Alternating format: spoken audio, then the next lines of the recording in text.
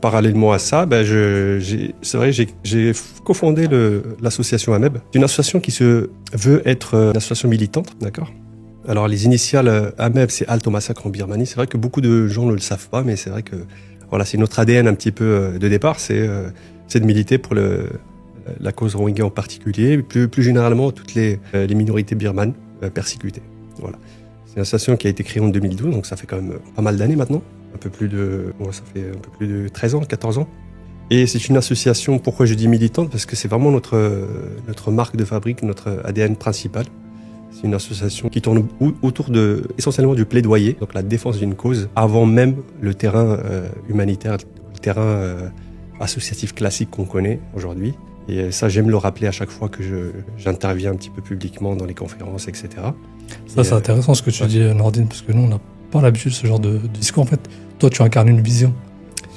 Tout à fait. C'est pour moi la vision principale même de l'association et celle qui m'a poussé à faire de l'associatif, c'est vraiment ce militantisme. Alors, on n'aime pas trop ce terme-là parce que c'est un terme qui fait peur parfois et qui est trop dans l'opposition. Or, ce que j'aime dans le militantisme, c'est cet ADN de plaidoyer, c'est-à-dire la défense des droits humanitaires de sens général.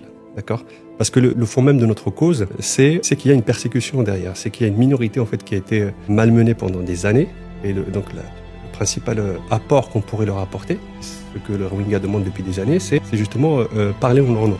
Et à l'époque, en 2012, le déni médiatique qu'il y avait autour de cette question des Rohingyas, c'est justement le fait que personne n'en parlait à l'époque. Donc si nous, on a pris la parole en 2012, c'est justement pour combler ce vide-là. Et c'est pour ça que j'aime rappeler que les Rohingyas nous demandent d'abord de parler en leur nom, défendre leur cause, parce que leur principale aspiration, c'est de récupérer, retrouver leur nationalité, donc retrouver leur dignité. Donc l'associatif, pour moi, ne se limite pas simplement à donner à manger ou à faire la boîte postale, en fait, pour des donateurs qui, par souci, ou en tout cas par volonté d'aider, fournissent du matériel, des aides financières, etc. Et que l'associatif, en général, s'occupe de redistribuer cette amanage, si je pourrais l'appeler comme ça.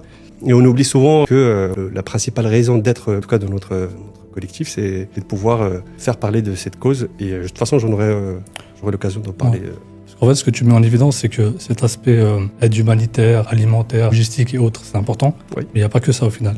Exactement. En fait,